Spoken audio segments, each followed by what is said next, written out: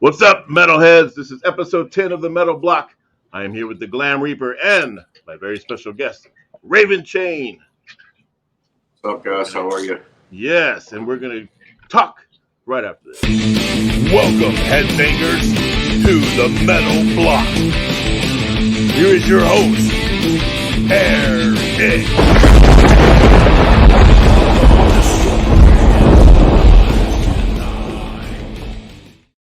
Yeah, that explosion just blew me away. Sister Kill Cycle. Raven, Chain. Yes. Yeah. I'm all of Sister Kill Cycle. You are all of it. Yes, you are the whole band.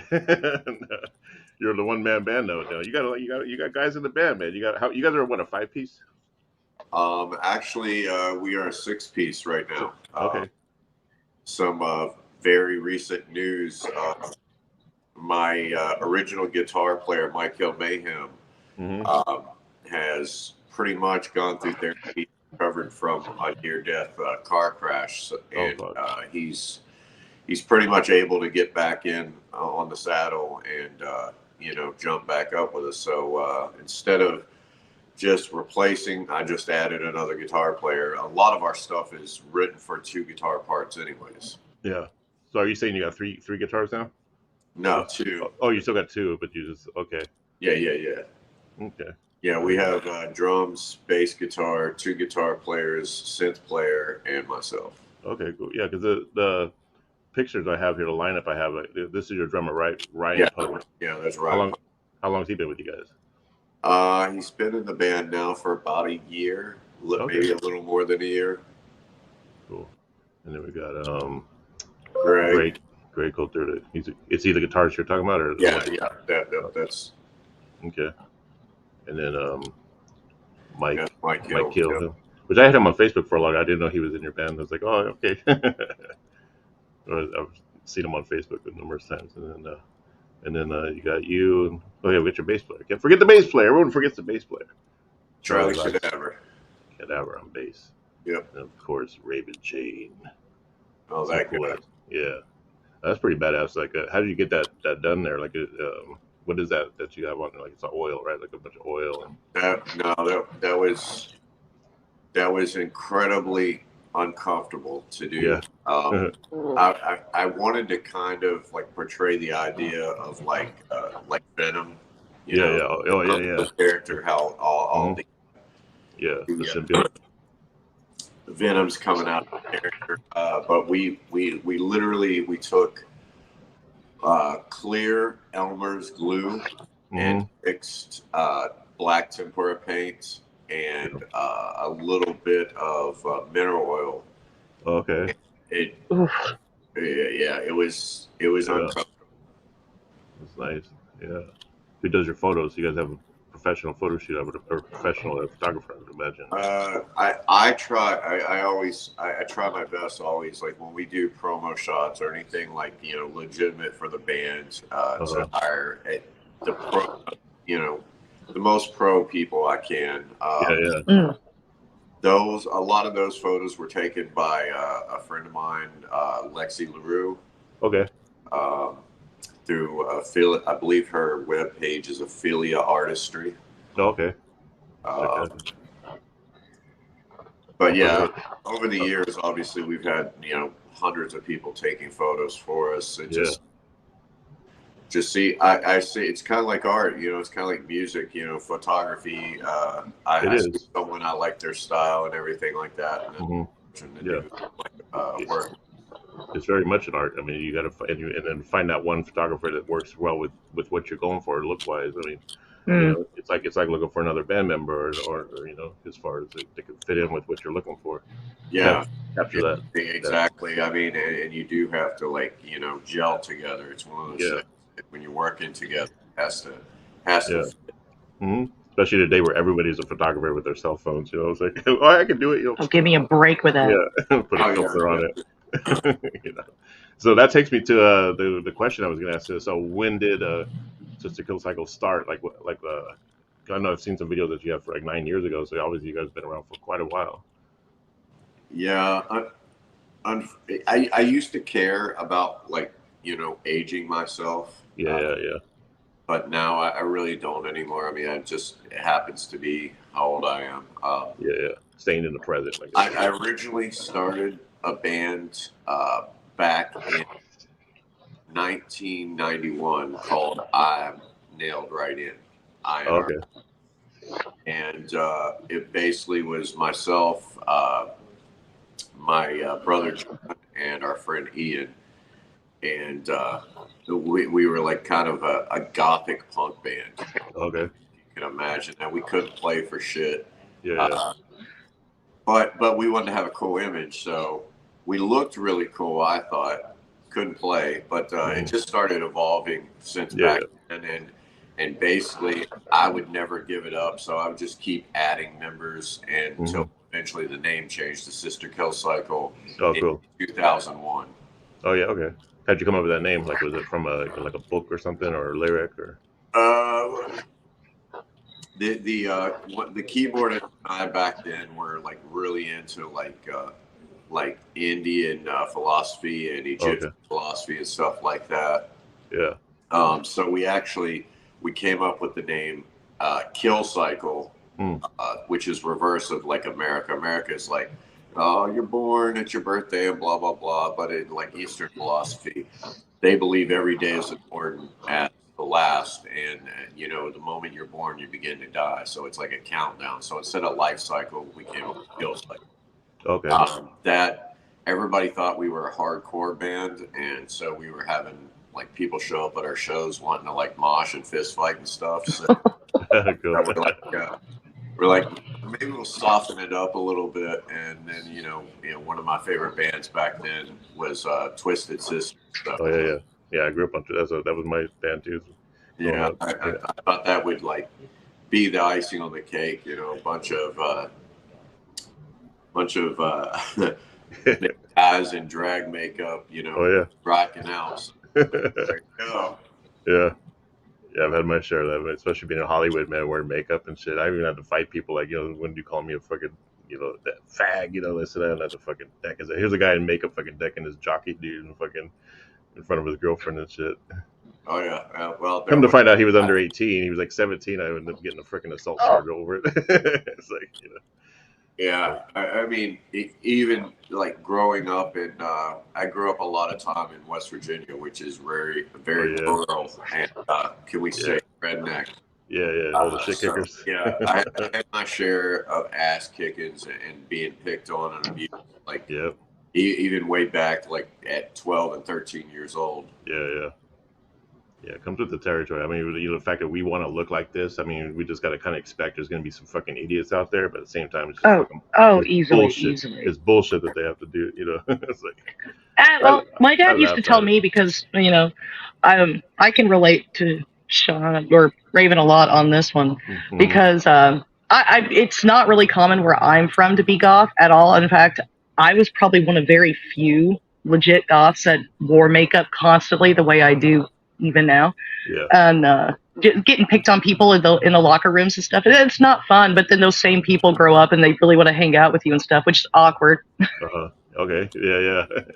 It's totally different and like weird from like a female perspective, because in junior high school and high school, they're weird, they're the freak and everything like that. But as soon as like everybody grows up, all the guys from high school want to hit on that chick now because they're like, here's all blah blah blah. But we called you dumb fucking cunt back then. I got called so many things. That's probably not the worst thing I've ever been called, to be fair with you. But and he's exactly right. Those same guys that were horrible to me are the same guys that hit me up on Facebook like, hey, I always liked you. And I'm like, like me from afar, bitch, because it ain't happening. I was at a party, some guy kept messing with me because of my makeup and stuff. He's with his girlfriend. He was a total preppy guy or whatever like that. And he got all drunk and wasted. I ended up banging his girlfriend at that night. And then I was like, oh, that motherfucker thought I was gay and shit. Your girlfriend's got my lipstick on her now. So. So I got you, motherfucker. Fuck yeah, man. Now, let me ask you this, because, like, when I first saw pictures of the band, it was back when I think you guys did an interview with my good friend Robert Gargoyle. and that's kind of first time I started seeing your guys' pictures in my feed, and I was like, and you have a really close resemblance to Marilyn Manson. Do you get that a lot? Like as far as people, Yeah. and at first I was thinking like, I wonder if this is the Marilyn Manson tribute band because I haven't followed his music in a long time. I was never really a big fan of Marilyn Manson's music. I love I loved what he does and everything. I just his music just never resonated with me. I think a lot of it's with his voice, but I do like a lot of his stuff as far as the Antichrist Superstar. That's like the only album I ever actually owned of his. But my thing was like, I wonder if they're just a tribute band. And I'm like, and then so when I went on YouTube to check out your guys' music, I was like, please don't sound like Marilyn Manson. It's like, but you guys didn't, and you guys sounded fucking badass. And it's like, okay, now these guys are cool. They're actually a good band. Like I could tell your music, you're taking it serious. You're from the heart. Like the thing with Marilyn Manson, I just never felt that he's being authentic with it, with what he does. And where like I got the authenticity from you guys, just from the way you're presenting yourself, and especially with the way the videos look and the production of the videos. And so, do you get that a lot though? Like, do you get people like sort of? I mean, so much so that it's become like, the number one question. Yeah. But at the same time, I mean, I guess it bothered me for a while because I believe it or not, a lot of Marilyn Manson fans hate me and will not like listen to my music. Yeah. Because they think that I'm ripping him off. Oh, I see. Which I've tried to explain is he is only 3 years older than I am. Yeah. And to be quite honest and frank, I was dressing up in makeup and wearing leather pants and my mom's like high heel boots. Waiting for him. Marilyn Manson. Yeah. So funny story. Yeah.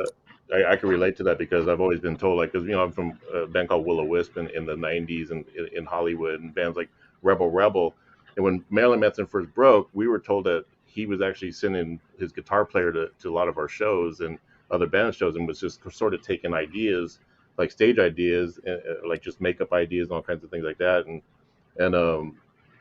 which I mean, it wouldn't bother me. I think, okay, that's cool. He's flattered. I'm flattered that he would like want to like look like us or like some other bands, and he didn't look exactly like us, but I just felt like, okay, is he the real deal? And, right. And I went to a party one time where he was there, and Iggy, or what's his name, the bass player that he had in the band. Yeah. The really cool looking dude with the freaking dreads and shit. But anyway, went to the party and there was just drugs everywhere.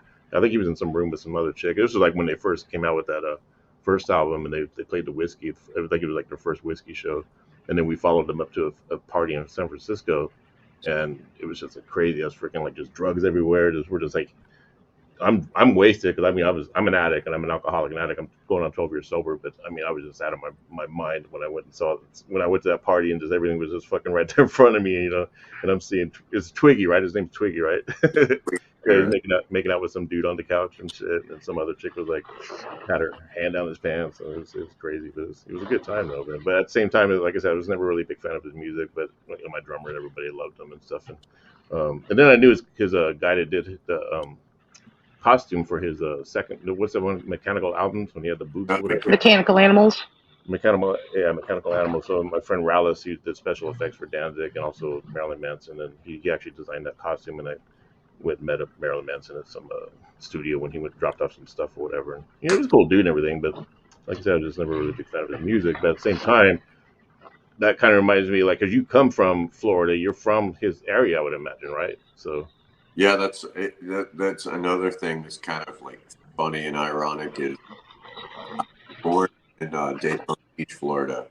Yeah. But I lived a lot of my life down here and up in West Virginia and Akron, Ohio, where he's from. Yeah. So, it's just kind of ironic that we he left Florida and I left Florida to go Ohio. Yeah. All right. Yeah. Well, on the record, you guys are way better than Marilyn Manson. I appreciate that very much. Yeah. I will add to that because whenever I first found them out, and it was really funny how I found them, because I was just looking through my feed, and I found some of their music on Facebook through someone else, and I started listening to it, and then I asked a couple people about it, and it's been a bit now, But not long after that, and like I got a message from Raven and asked if I would want to help with some PR and stuff like that. And I was like, me? Really? Yeah. And started doing that stuff and started listening to his music a lot more, going back into the vault, if you will, and listening from some of the older stuff to a lot of the more recent current things. And the evolution of his music is actually pretty impressive. Yeah, like the stuff from like 11 years ago till just a couple years ago now. It's really incredible. Yeah. Thank you. I noticed that too. Oh, Like, you're I was listening to the older stuff. That's when I was doing research on all the videos. I noticed there was a big progression from that for like 9 years ago to the new stuff you're doing now, or the most recent stuff. And again, there's going to be those comparisons to Marilyn Manson, but look at bands like Greta Van Fleet, who always get compared to Led Zeppelin, and like even our old band, we got Cradle of Filth left and right, And even me, I walk down the street. I don't even wear makeup anymore. Well, I do wear makeup every now and then. Like I put on some eyeliner, and I still got people saying, "Oh, Ozzy Osbourne. Oh, Marilyn Manson. Oh, are you Kiss?" Like they're the only band that wear makeup. I think it's any man wearing any kind of guy liner at all is going to be associated with any of those three bands that always come up, or personalities. You just kind of have to roll with it. Just kind of like me and some of my friends, we always get called like Elvira, which is so generic. It's yep, sure.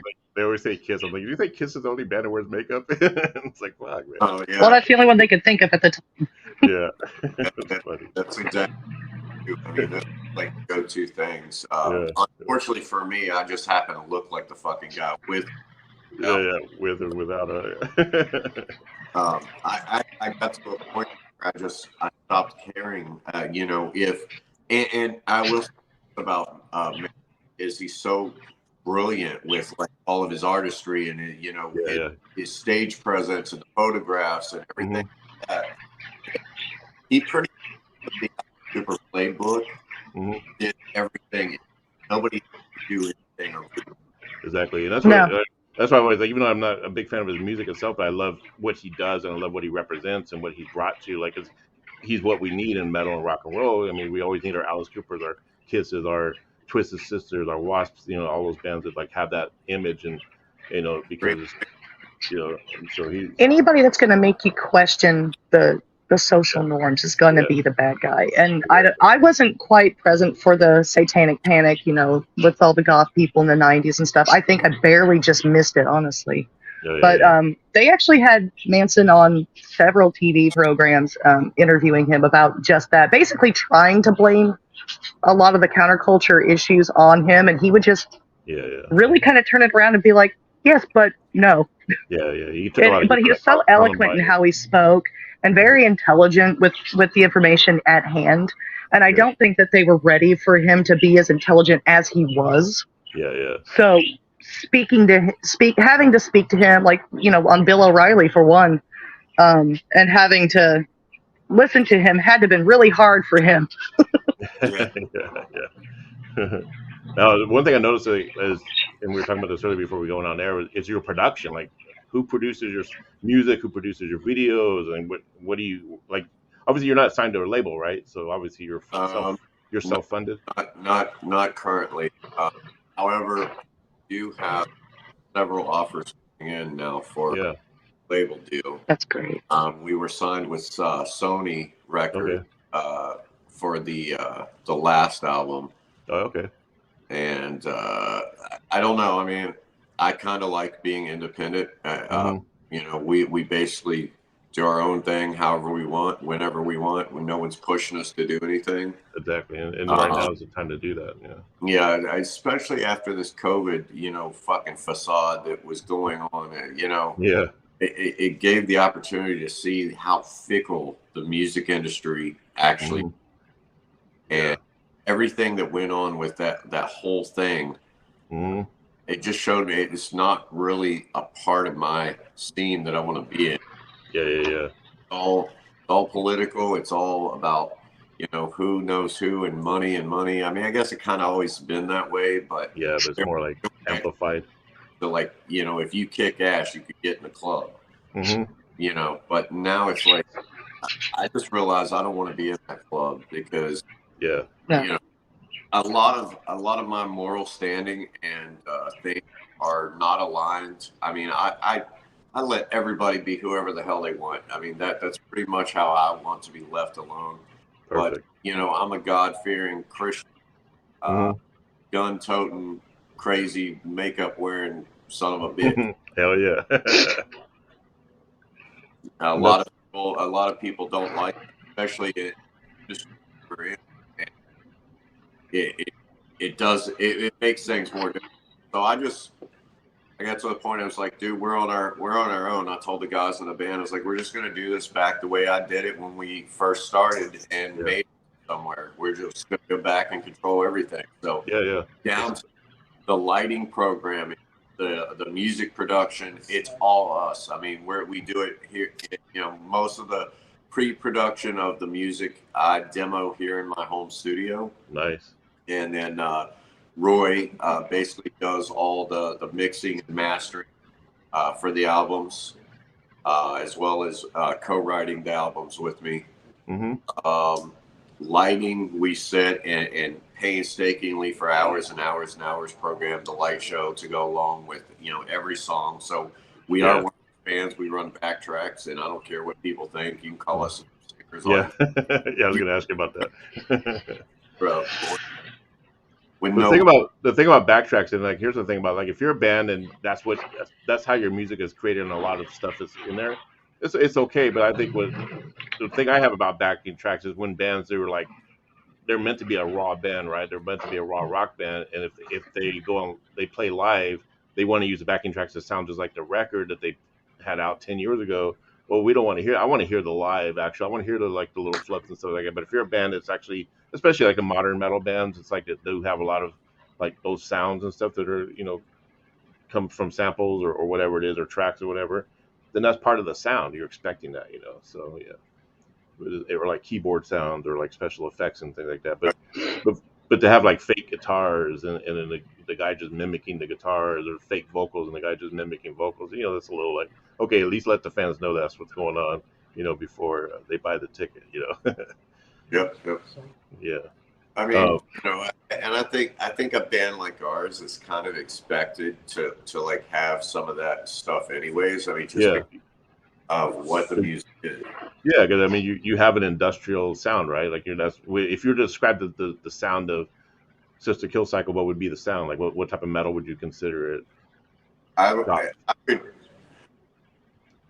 would honestly, again, I'm kind of older, so all these new, niches that they put on metal, just I know, yeah, there's so many sub genres and shit over it.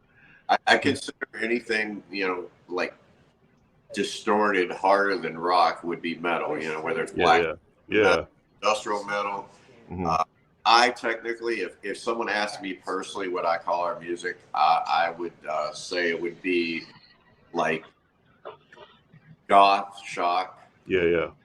Like if you went on tour with a big band, like let's say the bands that are out there, like the Arena Acts or whatever, like the Rammsteins and the Marilyn Mansons and the and Metallica's and the Megadeths, like what band would you open up for? Do you think would you fit on a bill? Like if you were to play on a bill of one of those bands? Probably Rob Zombie. Yeah, Rob Zombie. Yeah. Probably Alice Cooper. We could get away with doing an Alice show. Yeah. I can see that. Easily. Yeah. But I would say one of these days I would like to tour with Manson. I think it would be cool too. Yeah. Package show because we are as performers, acts. But to see back to give people like, holy shit, they are way different. Yeah, that would be interesting. And Manson on the stage, and I got two cool favorite bands now. Yeah. And you're going back to the whole record label thing, is like the way you guys are doing everything. You don't need a record label because a lot of times that's what the record label, when they give you that big advance, $1 million or whatever, it's all going on that shit anyway, as far as production, videos, touring and stuff. But if you're already doing it yourself, then I mean, obviously it's all about just more like playing more shows and hustling to get your name out there at the same time. But if you got a great package, that name's going to get out there, and you guys got a great package going on. So I can't see it. I can only see it going further and further. Just the more you just keep doing what you're doing and just don't even. Exactly. They basically just package themselves. All we got to do is throw it out there, and people eat it up. Exactly, and it's just it's all a matter of just being out there in people's faces and not giving a fuck what people say or do, and just fucking keep doing your thing and just never change. Just be who you are, because to me that's the most important thing of any band, any artist. It's like this whole freedom of speech stuff. It's like people want to silence people and this and that. It's like you got to even stuff you don't like to hear, you cannot silence that. You could be offended, No. you could be afraid and all this stuff. Like you got a right to do that, and the person speaking out what they say, they also have to accept whatever consequences come from that. But at the same time, to cancel them out and just to completely shut them down is I've always been against that, especially coming from the days of the PMRC, cancel culture. Which was weird. I wanted to. I basically wanted to give a middle finger to these self-righteous, people. Yeah. Think they have the power to destroy someone's life over the basis of their opinion. Yep. Okay. It's almost been 2 years now when our entire tour got canceled. Yeah, I was going to ask you about that. So let's get into that right now. Like, what happened? Because I heard about this just recently, and they're promoting Nazis and this and that. They're just these bad men. So it started with a band we invited down here. Actually, our tour manager invited them to come open up a couple of shows with us on the tour. Okay. Now, granted, their opening act and 2 bands after them, us being the headlining act, they got really so uncool because we wouldn't strike our drums off the drum riser after setting up for 2.5 hours, all the lighting and all the bullshit and all the sound check. So they decided to go outside and make little videos live on Facebook and call us dicks and this and that. And I'm like, well, that right there shows how unprofessional you actually are, because you've been in this market and you worked with some real people. Yeah. You understand that's just how it is. There's too much production and too much work to strike a drum kit just so your band can fucking open the show. Put your fucking shit on the stage and put a show on. And party people that way. Quit being pussies and do your fucking job. Then you're going to be real fans, because they're going to see you struggle and still kick ass. I've had to do it so many times playing with national acts bigger than me. I literally had Eric's bass drum on my ass. Yeah. That's how much room on a stage I had open. Yeah, I've been there, done that. It's so fun. Yeah, just it. And then that snowballed into they had some friends who disliked me anyway. Some of these goth people who think I'm ripping off Manson. So they decided when we got to New Orleans to our show there that they were going to try to cancel out. So they already knew that we were going to be there. They planned to get like third. It just so happened I decided to wear a fucking Nazi officer's cap for the show. Yeah. And I was outside hanging out with a black drug dealer, and we were literally about to high five, and they took a picture with my hand like this, and they're like, "Look, he's Sig Helen." Oh shit! So that's right. I was called Nazi racist. Yeah. I was called. I was called a pedophile. I don't act from because everybody knows me knows I like older women. Yeah. And that's the worst thing that you call somebody, especially you don't know them, is pin that fucking word on people. It's like it's the worst thing. But I mean, that's the go-to anymore. Yeah, I saw a picture of you wearing that hat. I'm thinking like, okay. Like, did it have a swastika? I don't even think it had a swastika on it, right? No. I've seen people wear those hats before. It doesn't mean you're Nazi or anything. I didn't even have the death's head regalia on it. Yeah. So. And then here we go. Let's look at Lemmy Kilmister. Yeah. Right? Is he a Nazi? No. How about any fucking sleaze glam band from the 80s? Yeah. Boy was wearing fucking military officer. Yeah. No, fuck it. These are the fuckers that you gotta cancel. Yep. if we would turn it around and actually cancel their, they'd be crying. Yeah. But you can let them have their opinions because, you know, that's how we are. That's what pisses me off, man. I got my favorite bands like Marduk, like black metal bands. They try to come to play in Portland, but they can't. Their shows get canceled because the freaking idiots out there like protesting and they're racist and it's like they're not. They're not. Marduk gets all kinds of shit. It's because they are so hardcore. Yeah. That's my favorite black metal band. Oh my god. Yeah. It used to be about Satan. Now it's about freaking right racism, Nazism, shit. If nobody's afraid of the devil anymore, they're afraid of the meanies. Yeah. The whole thing we're right now is just ridiculous because me personally, I don't give two shits what you believe or what you want. That's your freedom to do that. No one has any power over you other than your right. Mm-hmm. No one has the right to tell you when, even if you are a racist, right? Yeah. That's right to be a racist. Exactly. Yeah. Who am I to tell you, well, the world has to be without racism?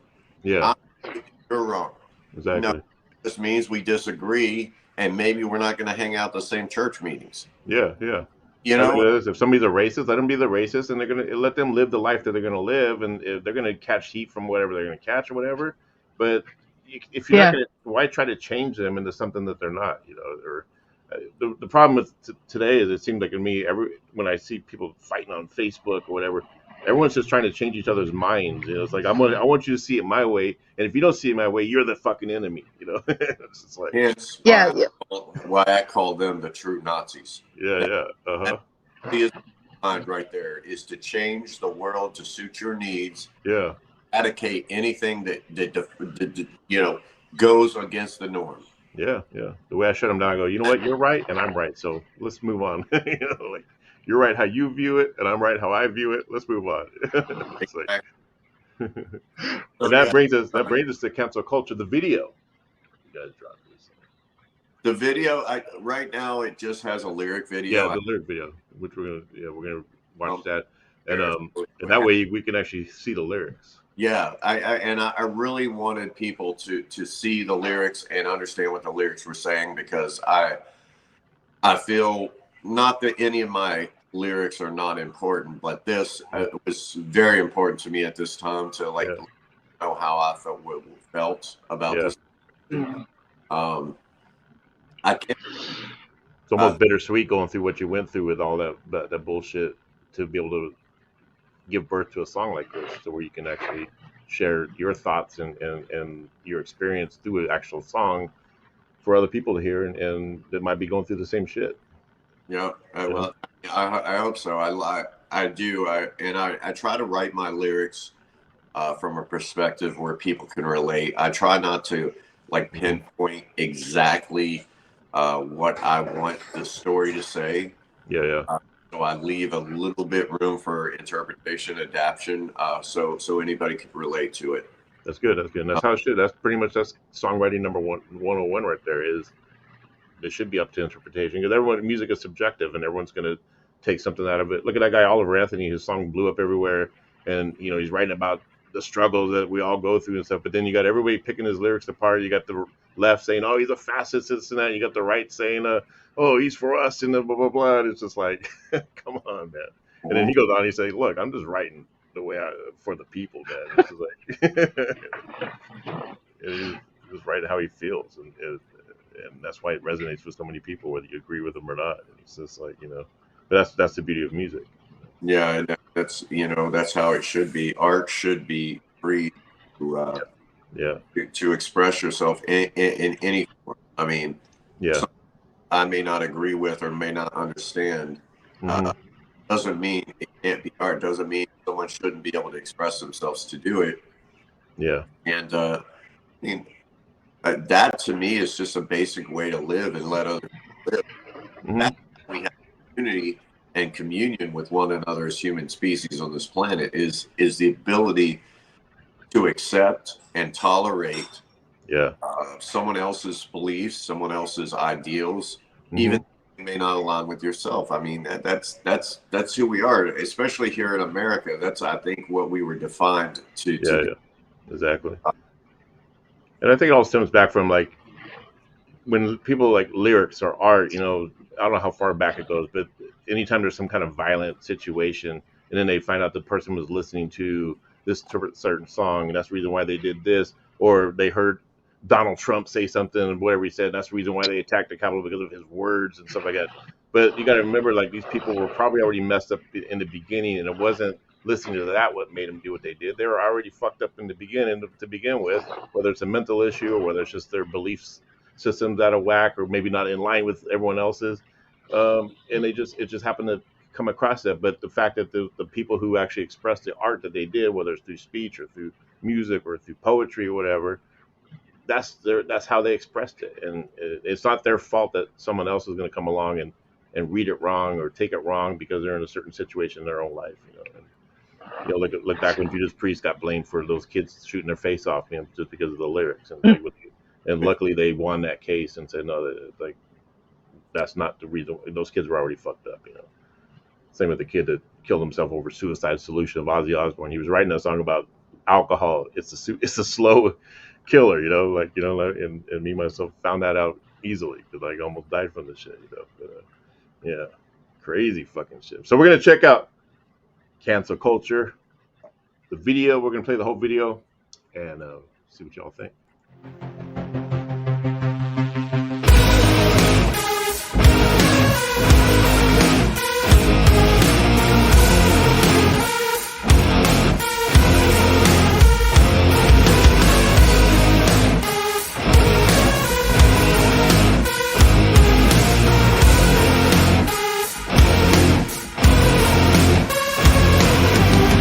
You think you know me, but you don't have a clue. You'll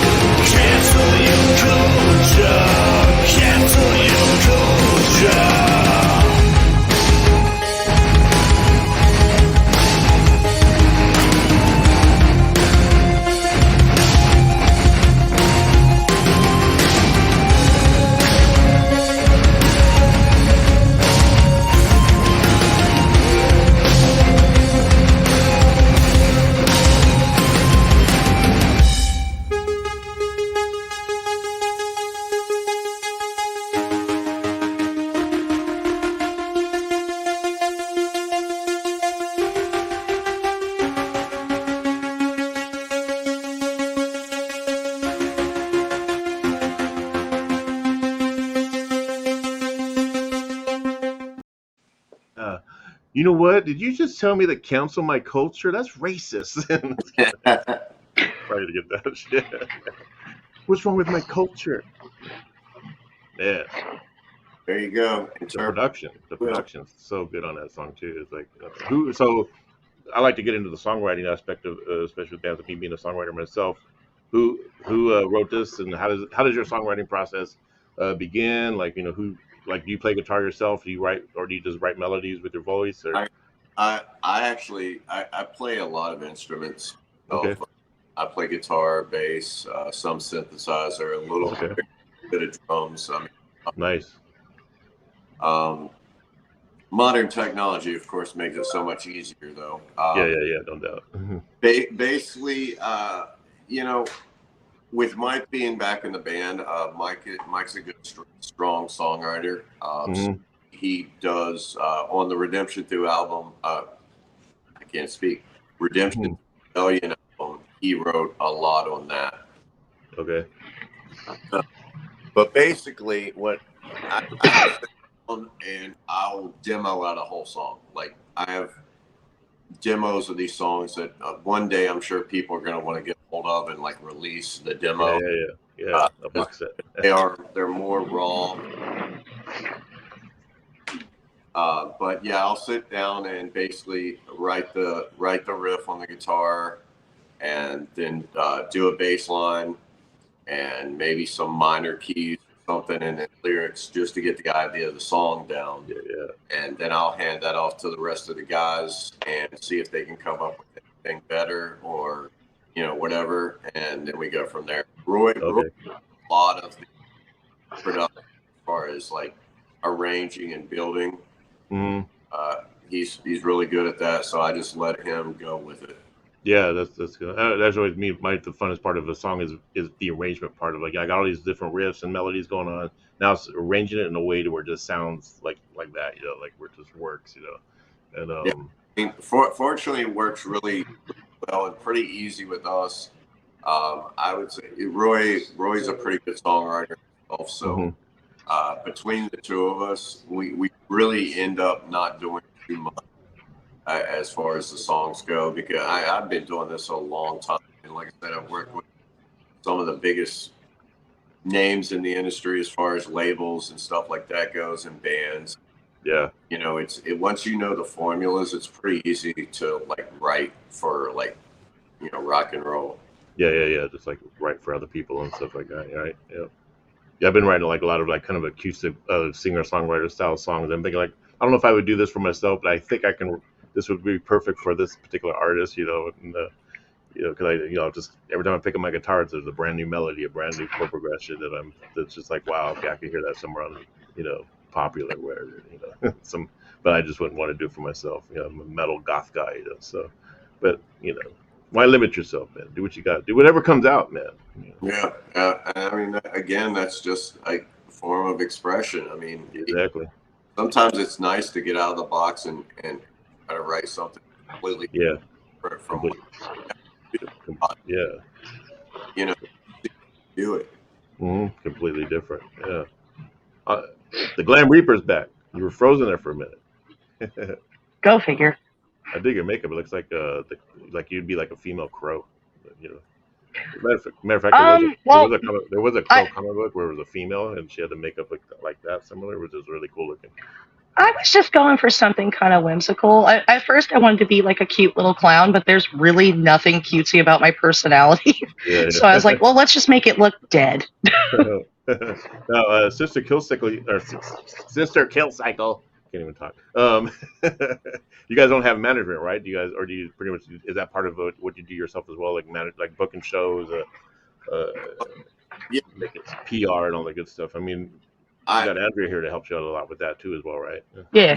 At this point, we're literally doing every aspect of the business. Everything. When I trying to get in contact with some promoters or perhaps an actual booking agency, get stuff set up for 2024.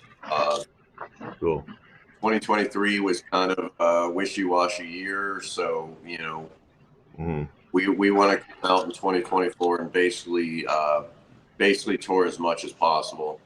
Good. Yeah, there's a lot of people wanting us all different places, so I would like to get there and get some fans. Yeah, that was my question. Have you guys ever toured Hollywood? Or have you been to California? Have you ever played any of the clubs on the Strip? You know, like Sunset Strip. I, I, played, I played the whiskey 3 times. Okay. 2 of which I have to play. 2 of which we were invited to come and play, and 1 of which we actually sold the whiskey out. Oh, nice. Yeah. Now that was back in probably 15, but Yeah. We did it back in 2002 or three. We sold it out, but then we also had like these weird bands open up for us. We had Johnny Van Zant from Leonard Skinner, and then Infectious Grooves, but it's because the whiskey threw them on at the last minute. But we were the headliners, and it's like it was an interesting bill, Will o Wisp, and then all freaking like makeup and goth and fucking crazy stage show. And then we had like those 2 bands on us with us. But then we played with Mayhem. That was a fucking treat. Yeah, I love the whiskey. I mean, I love the Troubadour. That's always my favorite club to play. The Troubadour was always nice. They were kind to us. The sound was good. We almost got banned from the whiskey because we blew fire my drummer blew fire from his kit and almost burned the place down. So we got banned for about maybe 6 months or so. Somehow we were able to get back in there. Yeah. But are you guys? So I can see you guys playing. When I think of like these festivals, because there's so many great festivals in the U.S. Rocklahoma and all the other, even all the other ones that have like more Rob Zombie, Rammstein style bands and everything. But I see you guys get on a big festival. Have you started targeting and getting on any of those shows, even if it means doing the pay way? I mean, obviously, the festival circuit's nice because you get to a lot of people, a lot of exposure. Especially being on a package with like 20 or 30 of the biggest bands. Yeah. It is chaotic and it's very hard work because it's so hectic with schedules and stuff like that being on the festival show is not very good. It's 30, 40, 50 out there. But other than that, it's just a pain in the ass. Me personally, I like to do like more intimate theater shows, 100 to like 3,000 feet. Yeah. That way we can really control the production and get in there and have things set up to where we can. Yeah, have more control and more. Yeah. I get that. What are the plans for 2024? Do you guys have obviously you're gonna have a new album? Yeah, 2024. Like I said, I don't want to pinpoint a time period, but you're coming album, Cancel Kulture being the first single album, and I think we're going to surprise everybody with a second single before the end of the this year before the album drops. Yeah. Okay. I notice your mic is cutting out a little bit. Are you kind of close to your mic or no? Or like me? Yeah. Your mic was cutting out there a little bit. No, I'm not close to it. I'm like kind of far away from it. Yeah. That could be like it was. It was choppy there for a little bit. Yeah. Technical difficulties. I actually do have one question, for like tours and places he's been and things, or with the band. But I have a friend from the UK who's been wanting me to ask you this question over and over, and I kept promising that I would ask it finally. So I figured I would just wait and do it on the interview. Yeah. But have you ever thought about touring the UK at all? Oh yeah. I mean, obviously, yeah. I mean, we would love to go over there, and we've been told for years that the European market would they would love you to death. You would do so yes. There. I just think it hasn't got to the point where we found a motor over there to set it up. The management, we did have over here. So, yeah, I mean, we'd love to do it. we found somebody who would set up a tour or something like that, yeah, of course we'd go over there. Yeah. Well, I'll tell you this much with because most of my friends are European and most of them are in bands, and I always hear that, especially when they found out that I was working with you guys, and they really like the music. They've all been listening to it for a couple months now, and they've all subscribed to everything and they follow everything. But yeah, it was my personal friend Craig. He's English, and he said that that Sister Kill Cycle would absolutely kill especially in Liverpool, Manchester, or places that he's from. So I figured I would go ahead and ask the question while I had the opportunity. Yeah. Well, you can pass it on to Craig through this interview, and or he's probably he can watch this. If he finds the right guy and sets it up, we'll come. Yeah. I'll let him know if he doesn't get to see this, because I'll probably just have to share it to him. But he wanted to ask, and he's been curious about it because he said it'd be really cool to see you guys there. Mm-hmm. Yeah, we would love to go. We have so many fans over there. I mean, not just that. Germany, all over that whole European, Yeah, there's a good scene over there. Actually, we have some fans in Holland. Yeah.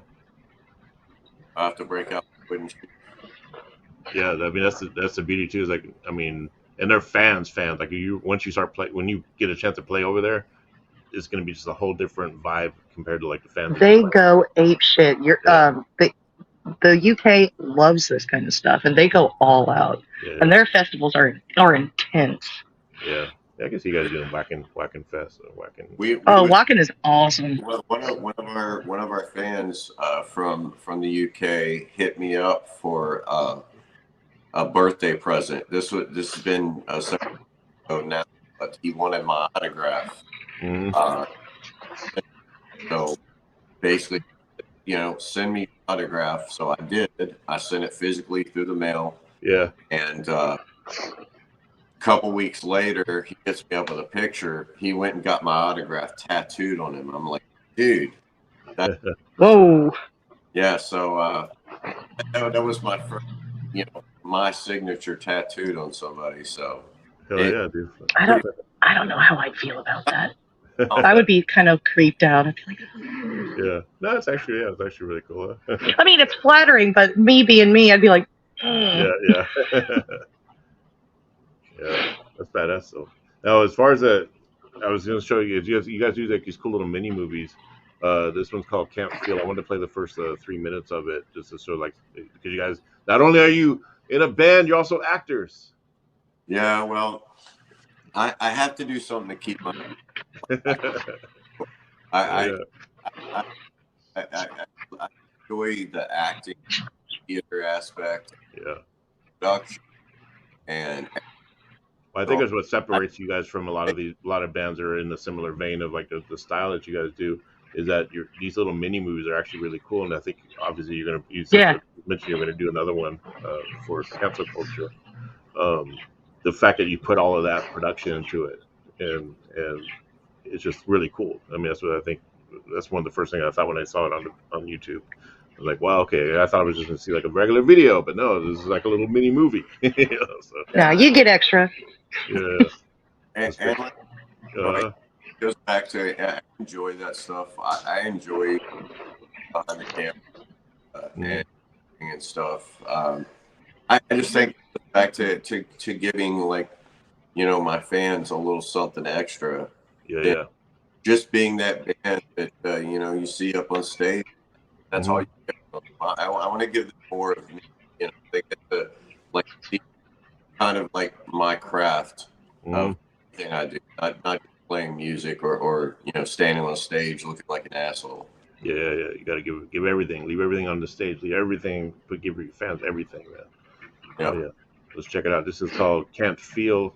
We'll play the first few minutes of it.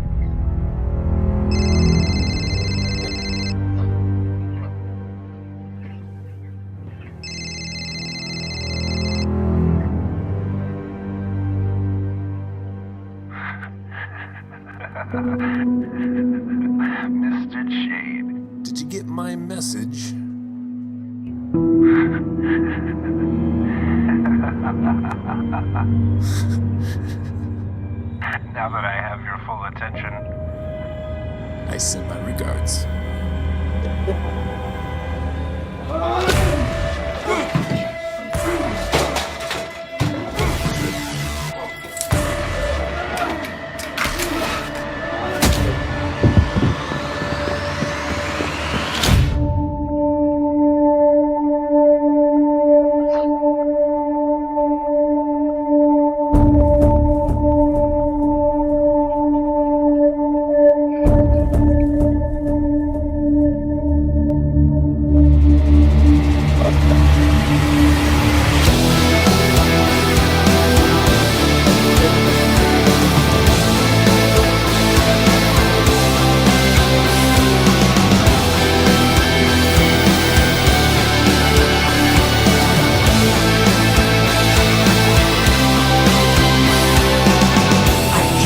Thought that I would be alright and that nothing could hurt anymore. But we are victims of both our mistakes, and now the pain is worse than before. We lost Raven for a bit, but we'll get him back. We'll be playing this until he gets back in. This is killing me. It's fucking killing me. I don't know who I am anymore. This is killing me. It's fucking killing me. I don't know if I can take anymore.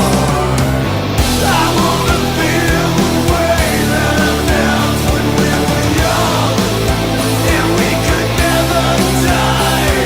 And all this pain that I feel reminds me of you.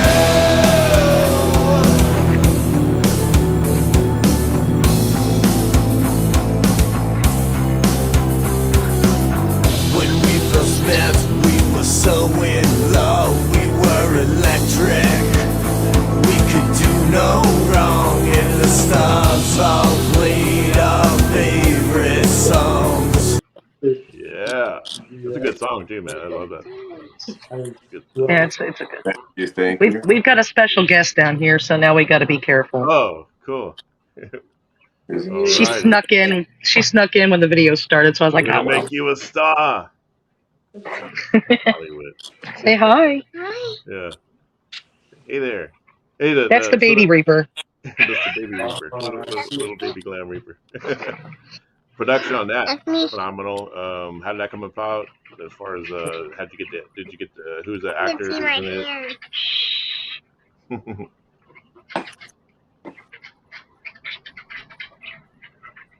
Yeah. Yeah. All right. I think I'm back now. Yep. Yeah, you're back. Yeah. I was gonna say Yep, we hear you. The production on that that little mini movie is phenomenal as far as the way it was put together. How did you get the actors in it? Like, that was probably your friends or so. Well, I worked with Thomas Crane, who's from Kill Bill Films. He's like an amazing director. Yeah. So he and I basically kind of co-wrote the script together, and we did a casting call like you would do for any movie or anything like that. And okay. Because we had to have a lot of extras for that movie. Yeah. Actually, a lot of the main people are like the band, and of course, my wife is played as the victim, the very first victim. Oh yeah, I saw that. Some of my friends are like the henchmen, hitmen guys.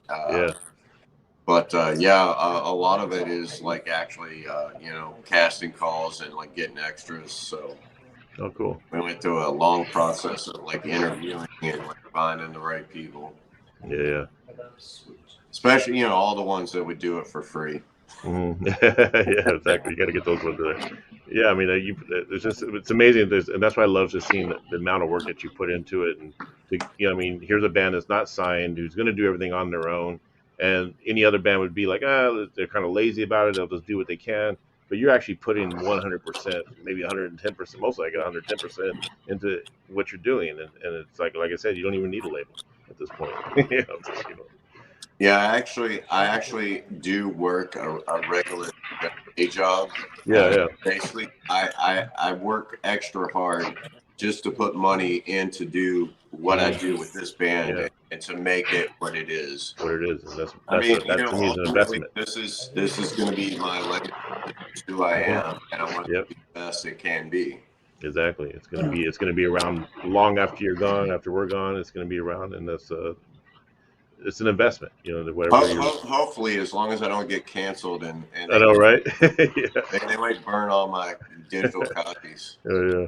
We're all gonna get canceled for this damn interview. Thanks, man. Just kidding. Good. Fuck them all. We're all going to go out with a fucking blaze of glory, motherfuckers, man. Fuck them all. How old were you? How old were you? I'm kind of an asshole sometimes. I actually thought about wearing, the hat for this fucking interview just to be. You got it. You got it handy. Go put it on. How old were you when you decided you really wanted to be like let's say a rock star? Were you like, how old were you when you got that bug? It was really early. I grew up in a really Christian gospel family. Like everybody in my family were like in the church and like part of the choir or played guitar or something like that. So I was introduced to music like early. My first instrument was actually the alto sax. That was the first instrument I ever learned how to play, which was very difficult. But anyways, and I was supposed to be a preacher. Oh yeah. My uncle was a pastor in a Baptist church, and growing up, I loved him so much, and I wanted to like mentor with him, and I got really good with theology and like knowing spirituality and the Bible and stuff like that. So that's cool. I was being groomed to be a pastor, to be a preacher. But when I was about nine or 10 years old, I saw Alice Cooper for the first time. Oh, cool! And that was it. I don't know what it was. I should have been like shied away from it, but it encapsulated everything about my being, and that's when I said that's what I want to do the rest of my life. Yeah. So most Christians be like, "Oh, Alice Cooper, he's evil," but it's like, Alice himself is a Christian and pretty much of a God-fearing man. He's been a Christian. Well, I don't know if you guys have seen some of the. It's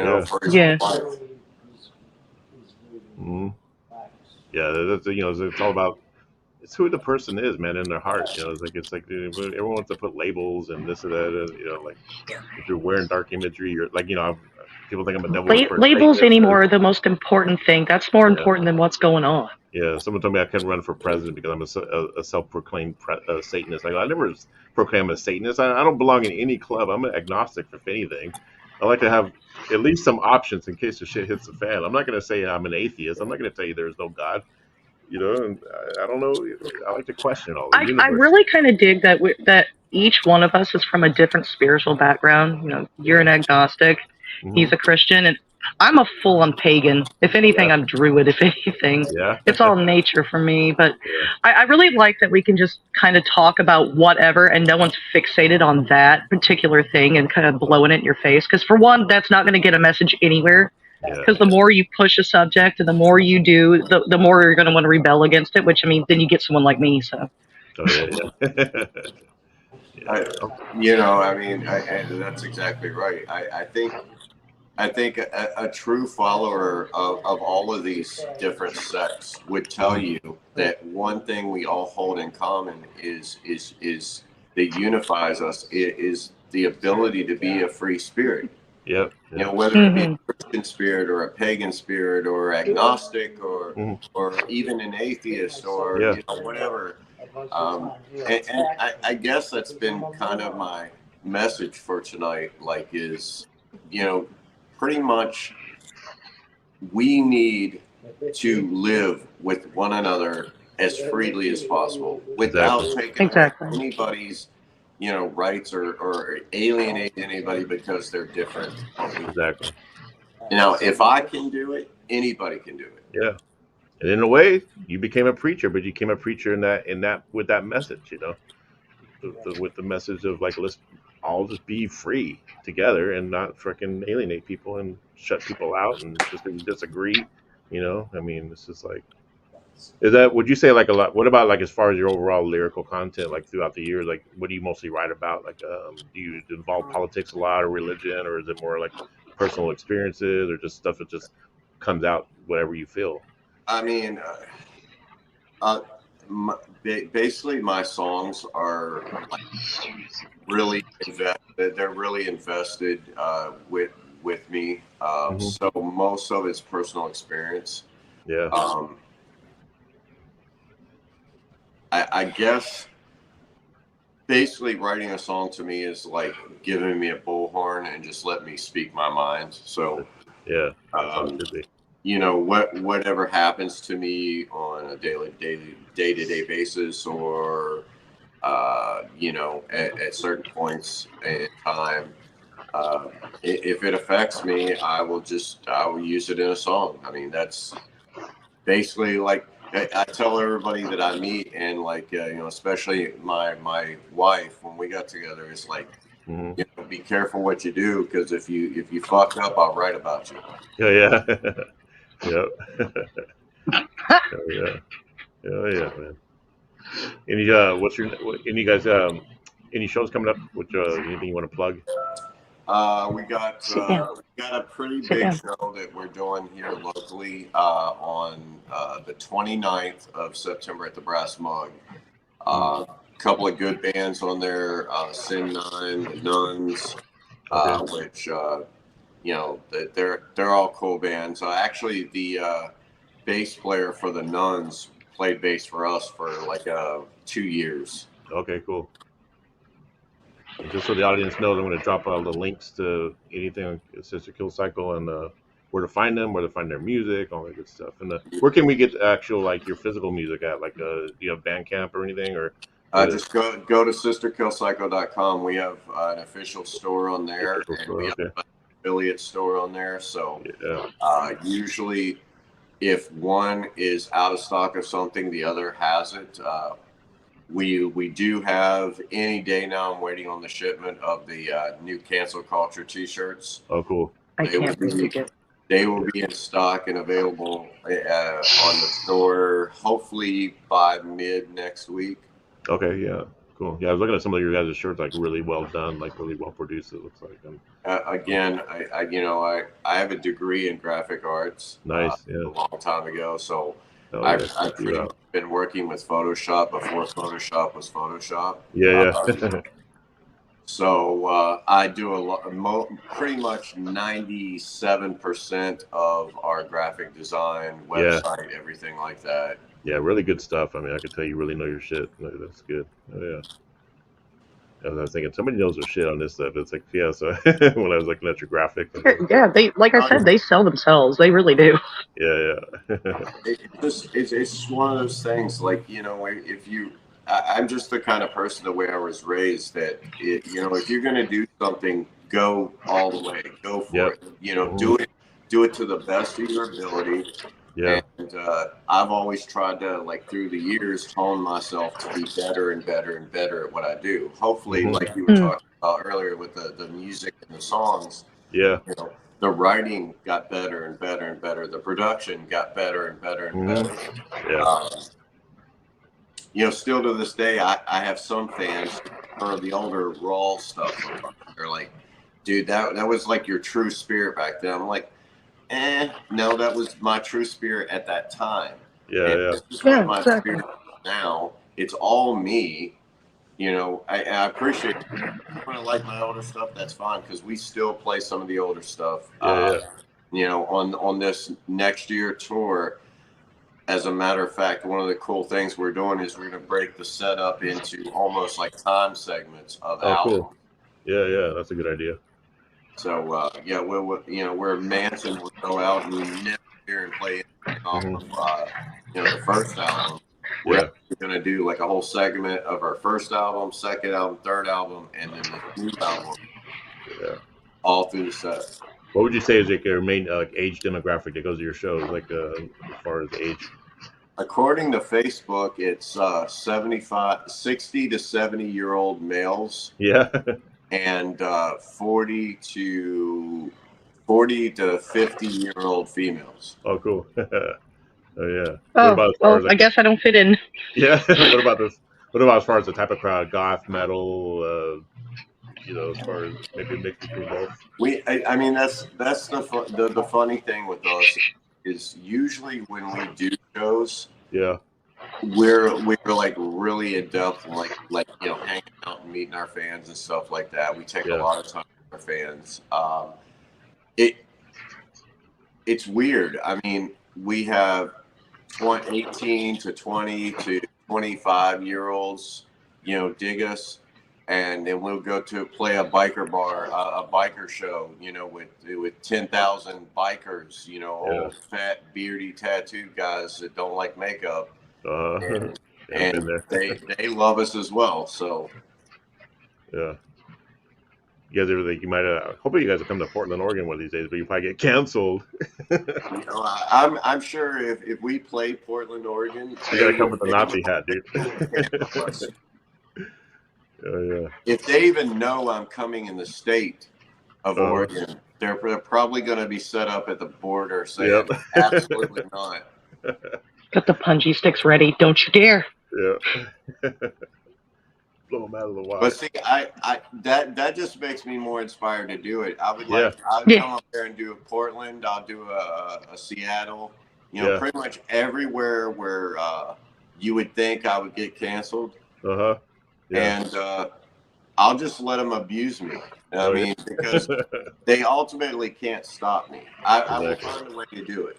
Yeah, that's seriously the most metal attitude you can have about it, and that makes it even better because for them to not want you there, and you're just like, I'm going anyway. Yep. Yeah. There's some good venue. I can see you really doing really well at Dante. Dude, I'll come up I agree. With fucking VFW. Hey, oh yeah. Hey, it's my turn for the camera. We can do you later. Thank you. Camera hog. I'm just kidding. She really is. She's been sneaking in the whole time. She's just. I've been pushing her down. I love it. She's gonna be a future star right there. She just wants to be involved, but she can't hear anything, so she's kind of getting irritated. She's elbowing me, and I'm like. Oh yeah. Well, here we are, Raven. It's been a pleasure. It has been a pleasure for me as well. Thank you for having me.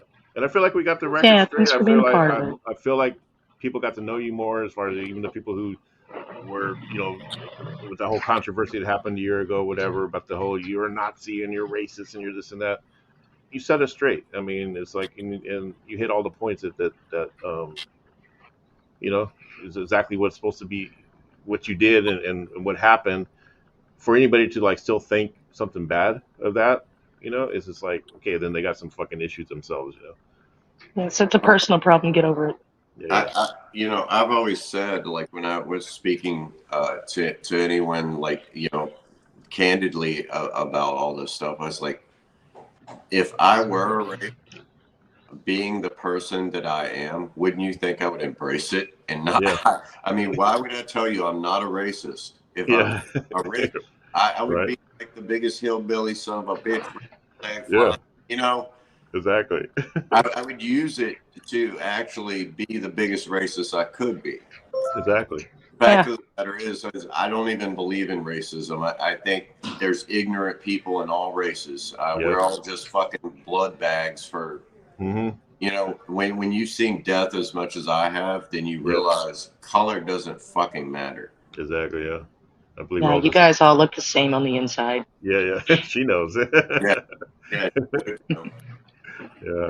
Yeah, I just feel like we're just, we're just in these bodies temporarily, man. Who knows what's gonna happen after we leave and shit. Some of us go to heaven, some of us just stay in limbo. Who knows?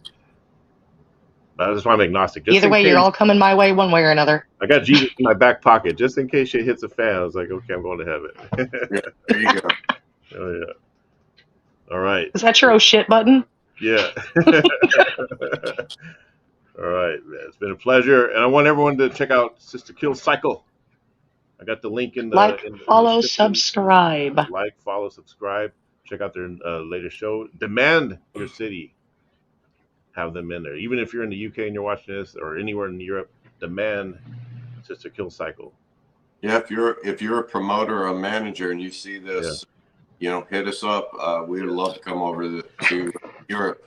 And if the promoters are scared of a band like this, then that's even more of a reason to fucking book their ass. Oh, definitely. Exactly. But yeah. Make it, matter of fact, I will come down even harder. Behavior to the queen.